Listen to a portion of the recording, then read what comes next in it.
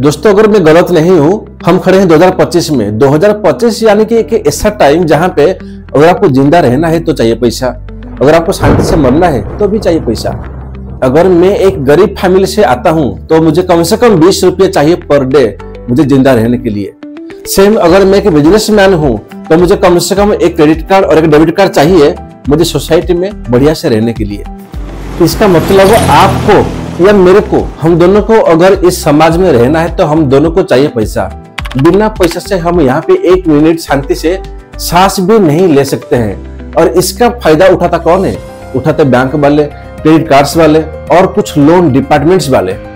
और इसका एक सबसे बड़ा एग्जाम्पल है राम फिनकर कंपनी। जो राम फिनकर कंपनी है वो ये बोलता है कि मैं आरबीआई के अंडर आता हूँ। हाँ, ये बात सही है कि वो आरबीआई के अंडर रजिस्टर होता है, लेकिन राम फिनकर वो डायरेक्टली आरबीआई के अंडर रजिस्टर नहीं हुआ है। बात ऐसा है कि जो राम फिनकर है वो राम बंसल प्राइवेट लिमिटेड उसका साथ में रजिस्टर हुआ है, और जो राम बंसल प्राइवेट लिमिटेड वो एनबीएफसी के अंडर रजिस्टर किया था कुछ साल पहले। तो जो एनबीएफसी है हम सभी को पता है वो आरबीआई के अंडर आता है। अभी कुछ बच्चे तो ये बोलेंगे सर हमारा तो ये उड़िया चैनल है, आपका चैनल भी उड़ीसा का है, आप पढ़ाते हो सिविल सर्विस के लिए, तो बीच में हिंदी वाला कॉन्सेप्ट कहां से आ गया? भाई ऐसा है, ये एक बहुत बड़ा फ्रॉड कंपनी था, इसने कई सारे बच्चों को जिंदगी के साथ खेला है।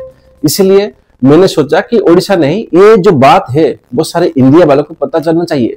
तो भाई लोग मैं ये बताना चाहूंगा कि जो राम फिनकर कंपनी है उसके साथ में डायरेक्टली मेरा कोई भी दुश्मनी नहीं है।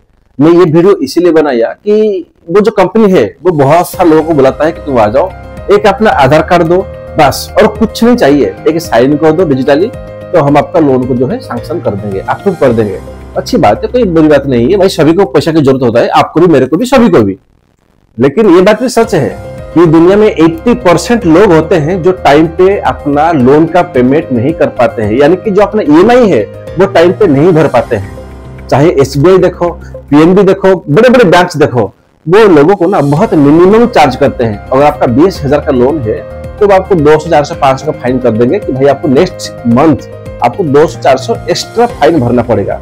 लेकिन ये जो राम फिनकर कंपनी वो ऐसा नहीं है। ये कंपनी ऐसा है, अगर आपका मंथली ईएमआई 10,000 रुपया है तो आपको पता क्या बोलेगा? भाई आपने एक महीना टाइम पे पेमेंट नहीं किया है तो आपको अगला महीना 10,000 नहीं, आपको इंटरेस्ट के साथ में 25,000 देना पड़ेगा। समझ रहे हो भाई? मुझे 10,000 का जो ईएमआई था, ठीक है भाई, मैंने टाइम पे दे नहीं पाया तो मुझे लगा था फाइन 500 रुपए की, 600 रुपए की, 1000 रुपए की, लेकिन नहीं, ये आपको 200 टाइम्स एक्स्ट्रा पैसा चार्ज करता है।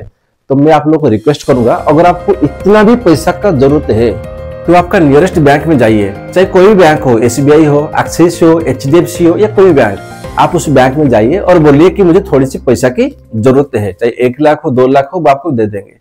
लेकिन अगर आपको घर बैठे बैठे ही लोन चाहिए तो बहुत सारा अच्छे अच्छे प्लेटफॉर्म्स है, जैसे कि एसबीआई योनो हो गया, फोन पे हो गया, गूगल पे हो गया, आपका पेटीएम हो गया, आप वहां से अप्लाई कीजिए।